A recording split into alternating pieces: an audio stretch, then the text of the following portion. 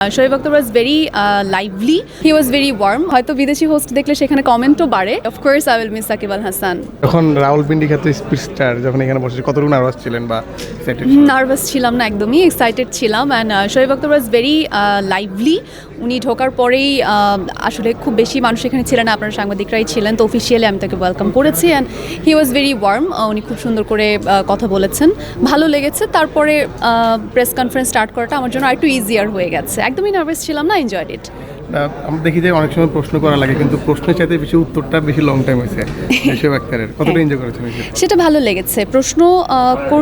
প্রশ্ন করতে তখন ভালো লাগে যখন উত্তরটা আসলে প্রপারলি পাওয়া যায়। তো উনি প্রত্যেকটা প্রশ্নেরই উত্তর খুব সুন্দরভাবে ডিটেইলডভাবে দিয়েছে। আমার মনে হয় আপনাদেরও হয়তো ভালোই লেগেছে। আমি এর আগে আপনাকে দেখেছিলাম বিপিএলের কাজ, মানে বিপিএলের সাথে থাকতে, এবং বাট রিসেন্টলি নেই, বা এই যে বিদেশিরা আসছে, আপনার কি মন খারাপ কিনা?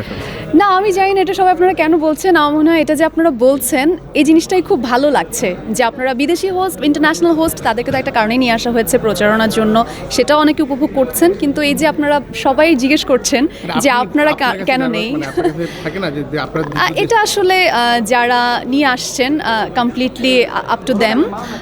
আমার মনে হয় না, এখনও তো সময় আছে। সো দেশি হোস্টরাও হয়তো করবে। আজকে তো ঢাকা ক্যাপিটালসের সাথে ছিলাম, প্রেস কনফারেন্স হোস্ট করেছি। So thank you for saying that. সবাইকে বারবার বলছেন যে কেন শুধু বিদেশি হোস্ট, দেশি হোস্ট কেন না। I don't know, it's okay.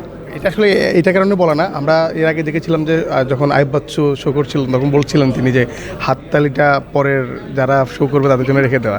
এই যে আক্ষেপটা আসলে দেশের মানুষের ছিল, ঠিক সেই জায়গা থেকে আসলে বলা, মানে এই জায়গাটা আক্ষেপ হয় কিনা দেশিদেরকে আসলে আরও বেশি প্লেস দেওয়া যায়? অনেস্টলি বলতে গেলে অবশ্যই কিছুটা তো মনে হয় যে প্ল্যাটফর্মটা nothing against international players or host or actors, singers, মানে আমি সব মিলিয়ে বলছি, nothing against any other artist. তবে প্ল্যাটফর্মটা দেশীয় শিল্পীদেরও দেওয়া উচিত একইভাবে। আপনারা তো মানে অনেকদিন ধরে ক্রিকেটে কাজ করছেন, ক্রিকেটে অনেকদিন হোস্টিং কাজ করছেন, তো এই ক্ষেত্রে কি মাঝে মধ্যে মনে হয় কিনা যে এই রেট করার ক্ষেত্রে বা সুযোগ দেওয়ার ক্ষেত্রে, মানে আমরা বিদেশিদের যেভাবে রেটটা করি আমাদের দেশি আর্টিস্টদের ওইভাবে রেট করি, এটা to be honest I feel lucky. আমি ব্লেসড ফিল করি যখন থেকে শুরু করেছি, সেটা মানুষের প্রশংসা পেয়েছি, বা আপনারা সবাই সবসময় সাধুবাদ জানিয়েছেন, অ্যাপ্রিসিয়েট করেছেন। একই সাথে এটা বললে আমার মনে হয় বলতে একটু নেগেটিভ শোনায়, কিন্তু আমরা জাতিগতভাবে যে কোনো বিদেশি হলে একটু বেশি অ্যাপ্রিসিয়েট করি। হয়তো বিদেশি হোস্ট দেখলে সেখানে কমেন্টও বাড়ে। সো এটা আসলে সবার উপরেও বর্তায়। এবারে বিপিএল এ সাকিবকে মিস করবেন কিনা? অবশ্যই, of course I will miss Shakib Al Hasan. এর কোনো অন্যথা নেই। Thank you. Thank you.